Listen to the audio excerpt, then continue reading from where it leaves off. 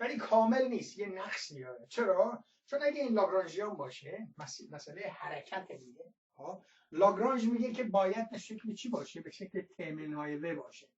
درسته؟ ت منهای و باشه یعنی چی؟ یعنی اینش باشه یک دوم ام و دو دیگه. حالا اینم که حالا این و هم با یو بنویسم، اینو که با این سرعتی که ما صحبت کردیم قاطی نشه. به این شکل باشه.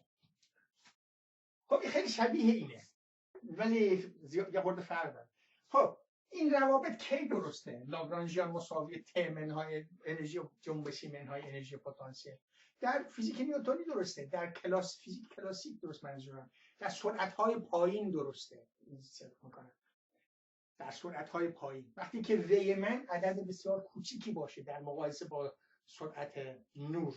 پس اگه فرض کنیم که این اینی که اینجا هست در حقیقت چیه؟ و سیومه. یادتون باشه سی رو با یک گذاشتیم. اینی که اینجا هست در حقیقت هست یک منهای و سیوم به توان دو. ما یک گذاشتیم دیگه، درسته؟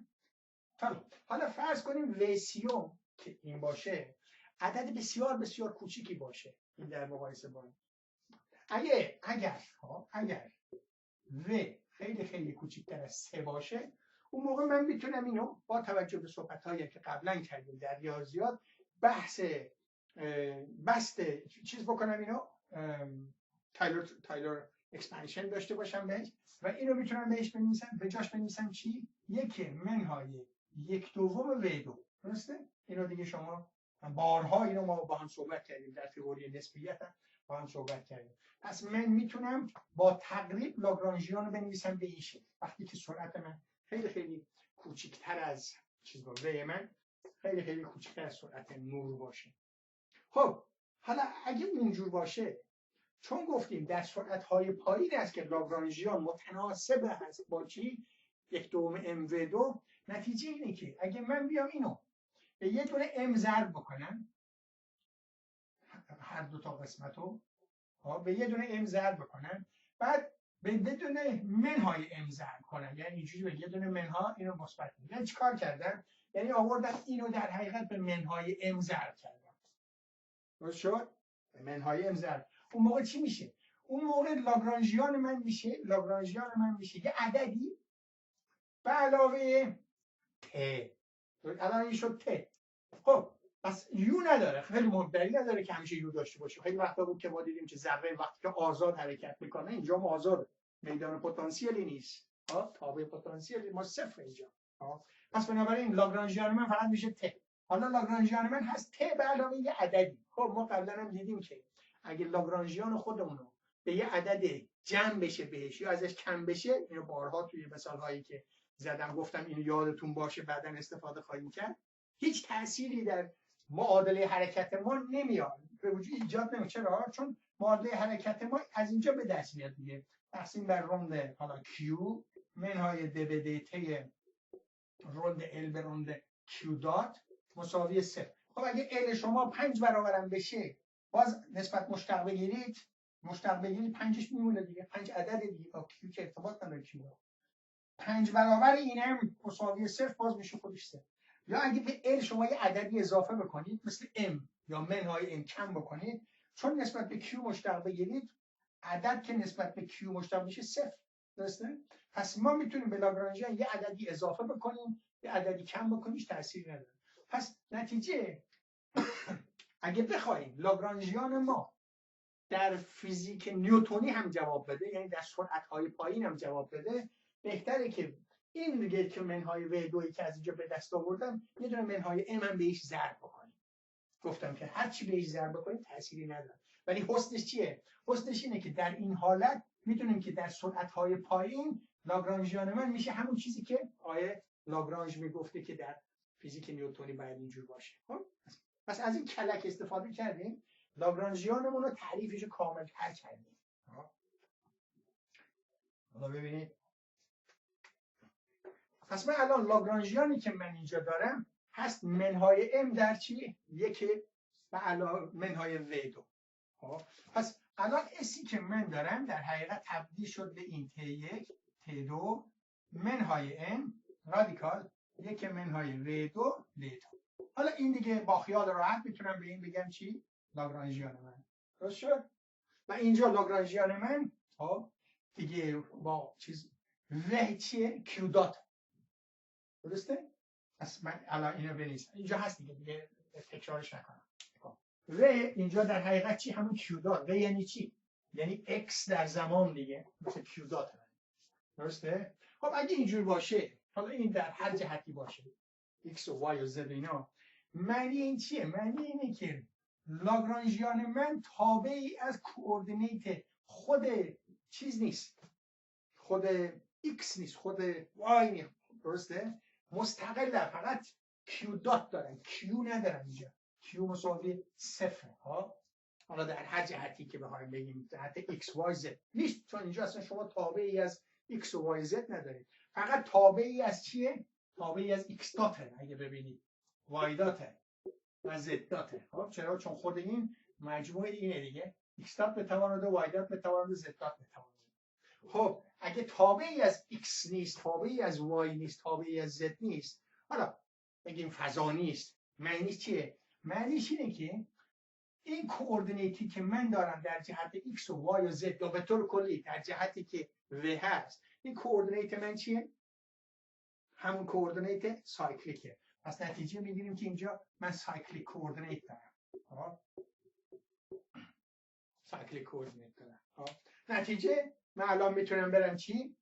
میتونم برم همون صحبت هایی که قبلا اعمال کردم بهش اعمال کنم، مادر حرکتی رو به دست، ولی به درد من فعلا نمیکنه. یه کار، یه چیزی، ما قبلا صحبت کردیم که جنرالایز مومنتوم من چیه؟ جنرالایز مومنتوم من هست این تقسیم بر روند کیو دات، درسته؟ که در این مورد خاص که ما کار میکنیم، روند کیو دات من چیه؟ و، درسته؟ این میشه چی؟ این میشه جنرالایز مومنتوم من به طور کلی که در جهت x واسه ما چیز این بردار چی؟ مومنتوم من که داره حرکت میکنه با سرعت و با جرم. خب این میشه جنرالایز مومنتوم من. پس من اگه پ رو بخوام به دست بیارم، باید بیام از این رابطه نسبت به و چیکار بکنم؟ مشتق بگیرم. میشه هر مشتق بگیریم میشه چی؟ خب منهای ام سر جای خودشه. از اینم مشتق بگیرید. الان در مثال قبلی هم به شما گفتم میتونید خودتون بگیرید. اگه نه جوابش اینه. هست منهای و که این منهای و با این و میشه چیز و پایینش میشه چی؟ یک منهای و. این میشه مشتق روند ال به روند. نتیجه ما یه رابطه خیلی قشنگی به دست آوردیم که پ جنرالایز مومنتوم من هست ام و تقسیم بر یک منهای و. الان دیگه باید خوشتون بیاد. چرا؟ این دقیقاً همونیه که تئوری نسبیت به ما داره. اونجا چقدر با گرفتاری و چقدر دردسر به دست آورده بودیم. الان می‌بینید که در عرض 10 دقیقه بحث از فرمالیسم لاگرانژی به دست آورد. این به من چی میگه؟ میگه که مومنتوم من هست، مومنتومی که در فیزیک نیوتنی هست، منتها اصلاح میشه با این ضریب 1/1. اینو اسمش چی گذاشتیم؟ گاما گذاشته بودیم. گاما ام هست. این دقیقاً همون که گاما برابر با چیه؟ گاما برابر 1/1 منهای و2 بر 3 هست. درسته؟ گاما هست چی؟ 1/1 منهای و2 بر 3. و چون 3 1 من میتونم 3 رو بیارم اینجا بذارم. دیگه خیالم راحته. الان دیگه درست شد. الان مومنتوم من دیگه فقط مومنتوم دیمانسیون مومنتوم داره. این دیمانسیونش 1، اینم دیمانسیونش 1. درسته؟ پس اینه. این دقیقاً همون رابطه ایه که ما در تئوری نسبیت به دست آوردیم. خب حالا این به من چی میگه؟ میگه که من 3 تا مومنتوم دارم. یه مومنتوم در جهت x دارم، میشه px مساوی mvx، py مساوی گاما mvy و pz مساوی گاما mvz. خب این باید در حالت خاصی که سرعت ها خیلی پایینه، نزدیک سرعت زندگی روزمره ماست، یعنی فیزیک نیوتنی، این باید تبدیل بشه p مساوی mv دیگه. درسته؟ در مختصات کارتزیان p باید مساوی mv باشه. پس اگه v شما نسبت به 3 شما خیلی خیلی خیلی کوچیک باشه، این عدد نزدیک 0 در مقایسه با 1. پس این چیز شما چی میشه؟ میشه 1 p پی شما میشه چی؟ ام تقریبا همون چیزی که ما چی در تئوری نیوتن داریم. میگه که باز اینجا نتیجه میگیریم که تئوری نسبیت در سرعت‌های پایین همون نتایجی رو میده که تئوری نیوتن به ما میداده. به خاطر همین هم است که تئوری نیوتن می‌بینیم که تا حالا نتایج خیلی خوبی داده، در مهندسی ازش استفاده کردیم. پس این از این. حالا میرم یه سراغ اجازه بریم این معادله اینشتین هم میتونیم به دست بیاریم. E مساوی MC2 میتونیم به دست بیاریم یا اینا رو من پاک بکنم.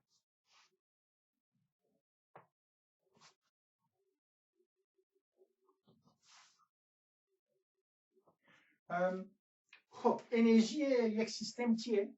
انرژی یک سیستم برابر است با کل انرژی جنبشی به علاوه چی؟ پتانسیل دیگه. ما با چی گفتیم چی؟ همیلتونیان. درسته؟ همیلتونیان. این همیلتونیان برابر با چی بود؟ پی کیو دات بود اگه یادتون باشه. برای همه آی ها یه چیز منهای لاگرانژیان. خب پی کیو دات در این مورد خاص میشه چی؟ میشه پی و دیگه. کیو دات من در اینجا چیه؟ وس. منهای لاگرانژیان. پی و چیه؟ پی خودمون که به دست آوردم. پس پی و تقسیم بر یک منهای و دو. حالا 3 رو بعدم بیارم میذارم سر جاش خیلی نمی‌نویسم. 3 رو 1 گذاشته. درسته؟ پی کیو این پی هست ضرب در کیو کیو هم و هست میشه ام و منهای لاگرانژیان. لاگرانژیان من دارم اینجا. منتها منهای میشه ام در یک منهای و. درست شد؟ حالا اگه اینو ساده ترش بکنید همیلتونیان من که همون انرژی سیستم من باشه برابر با چی میشه؟ مخرجش میشه یک منهای و دو. صورت میشه چی؟ ام و دو به علاوه ام در یک منهای و دو. این به این ضرب بشه دیگه. خب یه دونه ام و دو با یه دونه ام و دو میره اینجا فقط میمونه ام. نهایتاً رابطه قشنگی رو به دست آوردیم که ای مساوی میشه با ام تقسیم بر چی؟ یک منهای و دو. درسته؟ حالا اگه سرم به جای یک عدد مقدارش رو بیاریم بذاریم سر جاش این میشه ام و دو در 3 این هم چی میشه؟ 3 مثلا که انرژی بشه این که واحد نداره دو اصلا چی؟ 3 یعنی از اول ما اگه می‌اومدیم اینجا به جای 3 مساوی 3 می‌ذاشتیم شما مطمئن باشید و می‌دونم که می‌دونید چون قبلا هم اینا رو به دست آوردیم در چیز تئوری نسبیت اون موقع مطمئن باشید که از همینجا این میشه چی؟ این مساوی MC2 تقسیم بر. خب این چیه؟ این همون رابطه اینشتینه. منتها چی؟ الان این کامل از در فرمالیسم لاگرانژی اومده. این به من چی میگه؟ میگه مساوی هست با چی؟ گاما MC2. گاما MC2. حالا اگه فرض کنیم که جسم من حرکت نکنم. جسمی که داریم مطالعه میکنیم حرکت نکنه. ویش صفر باشه. اگه وی صفر باشه این چیه؟ صفره. مخرج میشه چی؟ 1.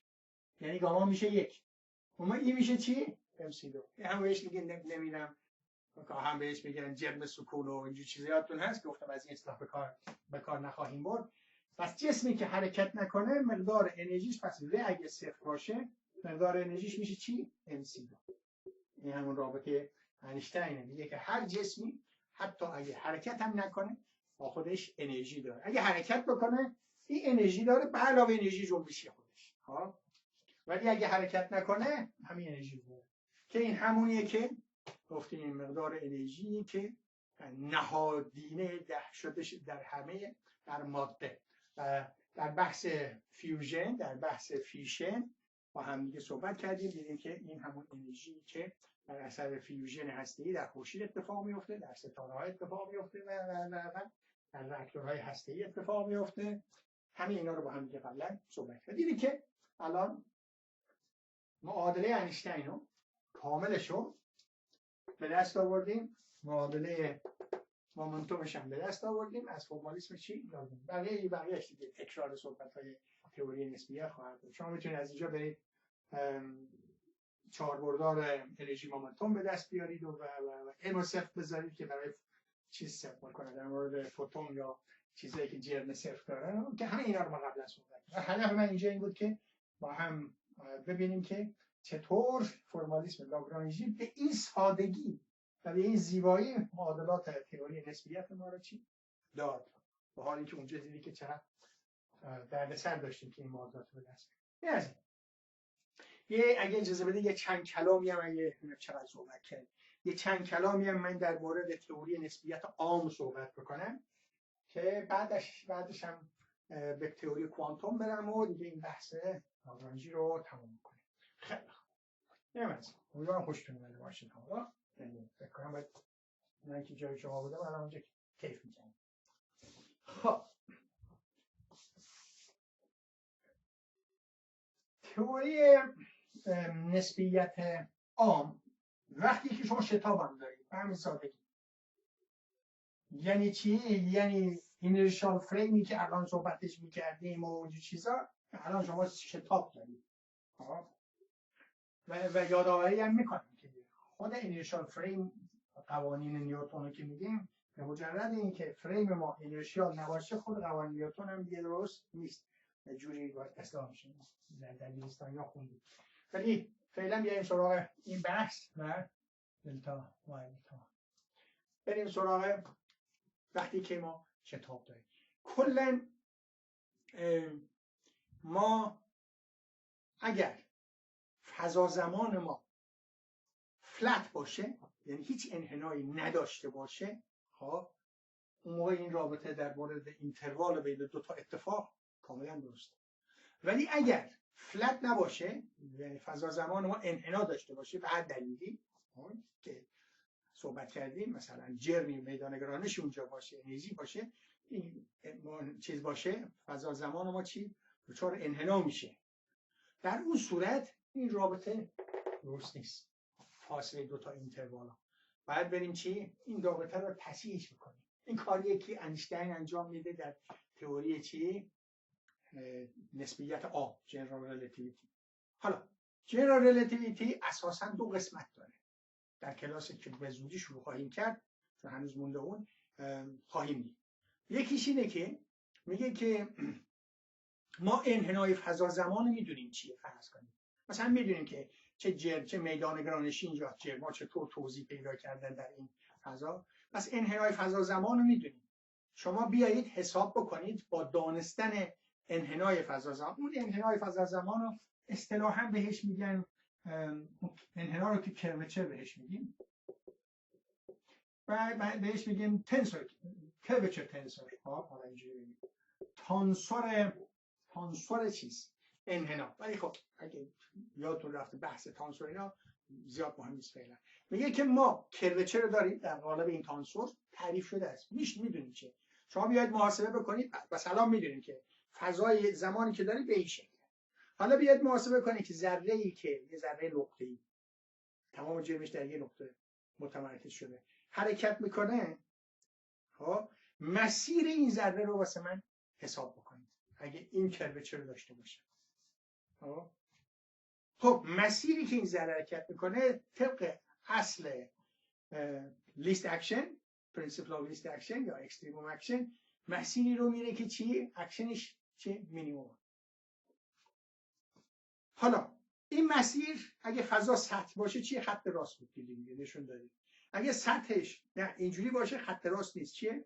یه منحنیه. این منحنی رو اسمش گفتیم چی؟ ژئودزیک. پس یه قسمت تئوری نسبیت عام اینه که ما اگه انحنای فضا زمان رو داریم، شما ژئودزیک اون ذره رو که حرکت میکنه، مثلا نوری که حرکت میکنه رو برای ما حساب میکنیم. قسمت بعدی تئوری نسبیت عام اینه که شما میدونید که این ذره‌ای که حرکت میکنه ژئودزیکش چیه، از یه جایی به دست آوردید مشاهدات. به ما بگید که توزیع میدان گرانشی اونجا چطوره، توزیع انرژی چطوره. این به درد چی میخوره؟ مثلا شما یه فوتونی رو نوری رو میبینید که از یه مسیری میاد میبینید که انحنا پیدا کرده. اگه انحنا پیدا کرده باید معنیش چیه؟ باید یه دلیلی داره که انحنا پیدا کرده. یه میدان گرانشی اونجا هست که این نور رو دچار باعث شده که انحنا بشه، منحنی بشه مسیرش.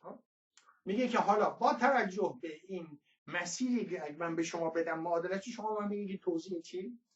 توزیع میدان گرانشی اونجا چطور هست. اینو میشه قسمت دوم. قسمت دوم یه خورده مشکلی وارد فعلا بحثش نمیشیم چون احتیاج به دیفرنشیال جیومتری داره که هنوز با هم کار نکردیم و احتیاج به مباحث دیگه ای که یه خورده مباحث تانسورا اینا داره که تانسور کلکولس اینا که اینا رو هنوز با هم کامل صحبت نکردیم، مختصر صحبت کردیم ولی به زودی شروع خواهیم کرد کلاسشو. فعلا قسمت اولش که ساده تره و با فرمالیسم لاگرانژی هم الان میتونیم توضیح بدیم، من اونو یه اشاره بهش بکنم که ببینیم. خب وارد جزئیاتش نخواهم شد. قبل از اینکه من بگم که این رابطه فقط برای فلت اسپیس تایم ست میکنه، فلت اسپیس تایم ست میکنه. اگه curved اسپیس تایم باشه این رابطه به درد نمیخوره، بعد اصلاح میشه. حالا دلیلش چیه؟ در مورد فلت که مشکلی نداره، حالا در مورد کربش فرض کنید که من فاصله دو تا نقطه در فضا رو، یکی اینجا یکی هم اینجا، خب میخوام در مختصات کروی بنویسم، در مختصات چیز بنویسم، کارتزیان بنویسم، فاصله دو تا نقطه رو میگم، میشه دلتا ایکس و دلتا وای و دلتا زد. اگه در مختصات کروی بخوام بنویسم، زمان رو در نظر نمیگیرم، فقط فاصله دو نقطه در مختصات کروی بنویسم. مختصات کروی هم که قبلا تعریف کردیم به این شکل میاد. خب این یه زدی داره، بعد یه زاویه‌ای داره که از اینجا شروع بکنیم با فایل نشون میدیم. هر نقطه‌ای که در این مختصات باشه، مثلا اینجا باشه، فاصله‌شو با آر نشون میدیم از مبدأ، از این زاویه هم با تتا نشون میدیم. درسته؟ حالا دو تا نقطه رو داشته باشیم، از من قبول بکنید، خب خیلی ساده است ولی واردش نمیخوام بشم. فاصله اون دو تا نقطه رو اگه من با دلتا اس نشون بدم یا دی اس در این مورد نشون بدم به توان دو، این همیشه برابر است با دی آر به توان دو علاوه آر دی تتا به توان دو علاوه آر سینوس تتا دی فای به توان دو. این میشه فاصله دو تا نقطه که معادل dx2 dy2 به علاوه dz2 در مختصات کارتزیانه در مختصات کروی بنشید. از من قبول. خیلی ساده است. r d تتا که قبلا هم دیدیم میشه، اگه r این باشه تتا هم به اندازه اینقدر باشه، r تتا میشه طول این کمان در این جهت. اینم که دیدیم که شعاع چیز هست، تصویر این شعاع هست روی این صفحه. قبلا گفت کلی صحبت کردیم. خب من الان فرض کنید که این دو تا نقطه‌ای که هست روی سطح یک کره قرار داره هستن، یکی اینجا یکی اینجا. پس من الان این سطحی رو میخوام مطالعه بکنم که انحنا داره و این انحنای مشخصیه، ثابتیه. یه دونه کره انحناش ثابته همه جا دیگه. فرض کنید که حالا میخوام اینو مطالعه کنم، میخوام ببینم فاصله یه نقطه روی سطح کره با یه نقطه دیگه روی سطح کره این فاصله رو بخوام بنویسم چطور بنویسم. شد اگه بخوام بنویسم در سطح کره، در سطح کره آرها با هم یکیه، همین نقطه آرشون با هم یکی، درسته؟ پس نسبت به هم دی آری ندارن، پس این جمله میشه چی؟ صفر. درسته؟ در سطح کره. بعد آر هم که میشه چی؟ شعاع اون کره. فرض کنید که آر، فرض کنید برای سادگی کار آر هم مساوی یک باشه، این کره‌ای که ما مطالعه میکنیم شعاعش یک باشه، اون موقع دی اس 2 میشه چی؟ دی اس 2 میشه دی تتا 2 علاوه سینوس 2 تتا دی فای 2. خب این یکی از کوردینیت هاست، این هم یکی از کوردینیت هاست دیگه. این یک کوردینیته، این هم یک کوردینیته. دی تتا 2 دی فای 2 اینجا ضریبش یکه، اینجا ضریب سینوس 2، اینجا ضریبش یکه، اینجا ضریبش یکه. حالا منهای یکی زیاد مهم نیست. اگه چیز صحبت بکنیم، اگه زمان بیاریم جلو، فضا رو صحبت بکنیم، اینا مثبت بودن دیگه، قضیه فیثاغورس. ببینید که اونجا این ضرایب یکن ولی اینجا این ضرایب چی شدن؟ غیر از یکن. یکی یکی چیزی. حالا تازه این یه دونه فقط کره است. اگه شما یه دونه سطح خیلی پیچیده رو در نظر بگیرید، مطالعه بکنید، اون موقع ممکنه چی؟ هم دی تتا دارید، هم دی آر دارید، هم دی فای دارید. این ممکنه یه تابع دیگه‌ای باشه. ولی مهم اینه که وقتی من دی اس رو می‌نویسم، این ضریبی که اینجا هست خودش تابعی از کوردینیت من، نگاه، تابعی از تتا یکی از کوردینیت من. پس این ضرایبی که اینجا هست وقتی که فضا زمان من انحنا داشته باشه، دیگه یک و منهای یک نیستن، میتونن چی؟ عددهای متفاوتی باشن که تابعی از x و y و z و چی ت باشن. اون ضرایب رو ما با یک تانسور مخصوصی به اسم یا ایتا یا جی زیاد مهم نیست، اینو تانسور رنک 2 هست، میونیو بنویسیم. حالا میونیو رو میتونیم بالا بنویسیم، میتونیم پایین بنویسیم که اینا رو قبلا یه اشاره هایی بهش کردم، الان یه مختصری میگم یادآوری بشه. میگیم ج میونیو. خب حالا این انگار مثل اینه که جی میوی من از 0 تا 3 تغییر میکنه، نیوی منم از 0 تا 3 تغییر میکنه. ها الان بریم سراغ اونجا. ببینید من اینو پاک کنم. الان تا اینجا خواستم به شما نشون بدم که این ضرایب من در سطوح که در فضا زمان که فلت نباشه، که سطح اسپیس در فضا زمان هم اینجوره، در فضا زمانی که فلت نباشه این باید عددهای دیگه ای باشه و تابعی از کوردینیت ها باشه. این من تا اینجا نتیجه گیری خواستم بکنم. الان بریم سراغ، اگه یادتون باشه در اواخر کلاس نسبی آخرین جلسه آشنا بود، ما اومدیم گفتیم که هر نقطه ای رو در فضا با x میو نشون میدیم که این در فضا زمان که خودش چیه؟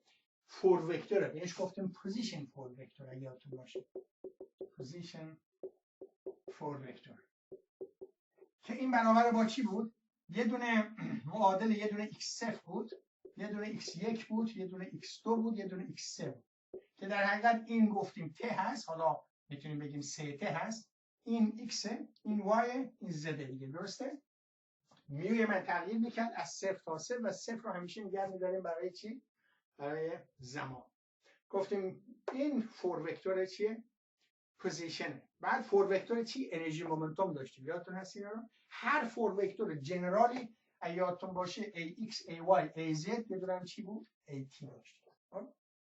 خب بعد گفتیم که ما میتونیم اینو به صورت کنتراوریانت اسمشو گفتیم، اصطلاح قدیمی کلکولس زیاد مهم نیست، میتونیم میو رو پایین بنویسیم و این میشه یه دونه فور وکتور دیگه که این هست، باید به صورت x0 نشون بدیم، x1 x2 و x3 به این صورت نشون بدیم، درسته؟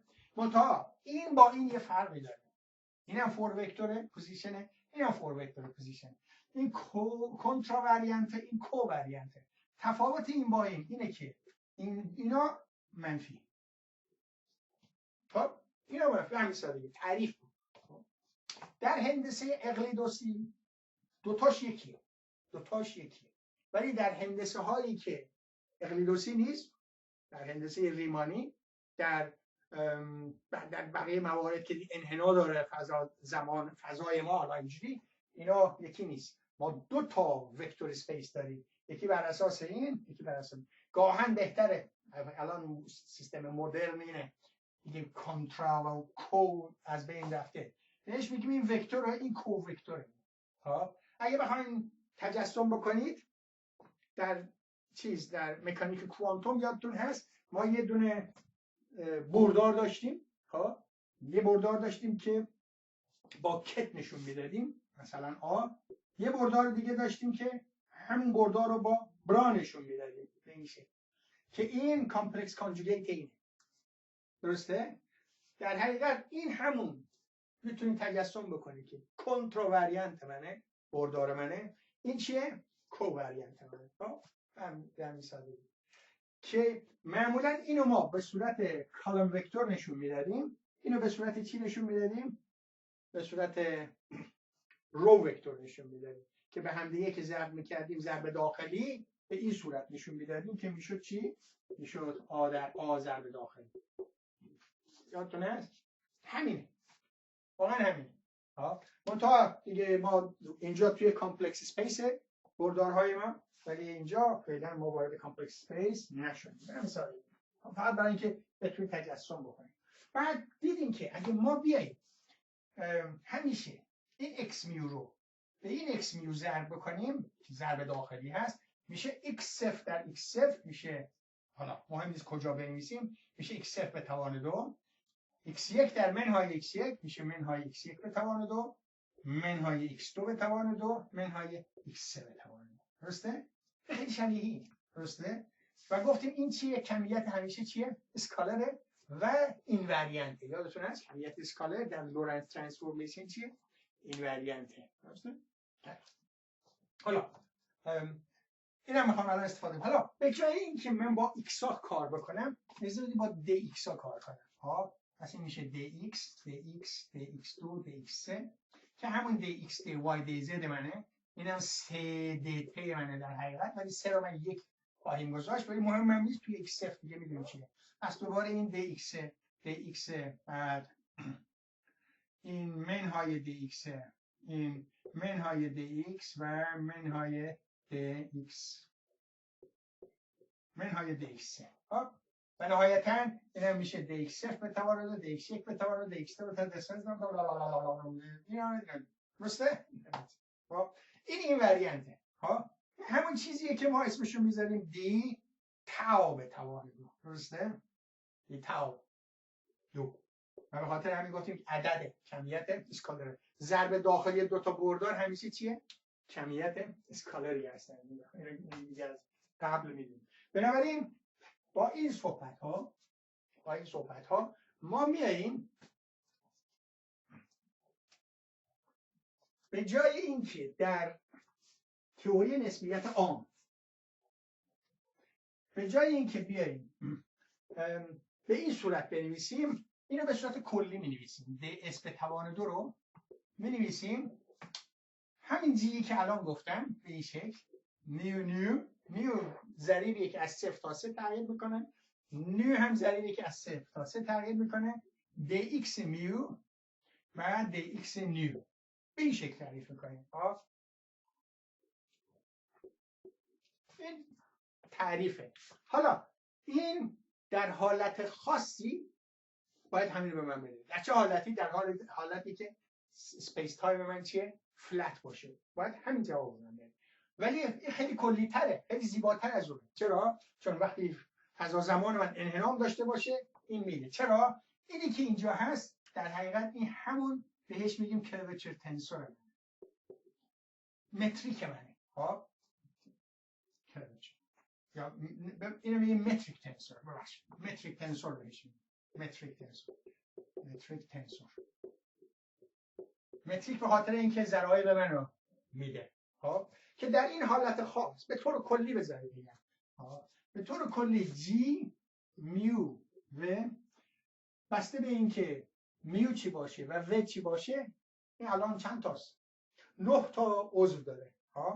9 تا، یه تانسوری که 9 تا عضو داره. 16 تا ببخشید. چون این از 0 تا 3 0 تا 3. پس من دارم مثلا یکی جی 0 0 درسته؟ یکیش جی 1 2 یکیش جی 3 1 یکیش جی. من 16 تا چی دارم؟ ترم دارم. مثلا اگه من بخوام اینو بنویسم 16 4 در 4 تاست، درسته؟ ترم دارم. جی 0 طبق تعریف هر وقت جی 0 0 ما اینو یعنی هم میو صفره هم و صفره، این مساویه با 1. وقتی جی 1 1 دارم مساوی جی 2 2 مساوی جی 3 3 در مختصات کارتزی هم میگم این مساوی چی همیشه؟ منهای 1.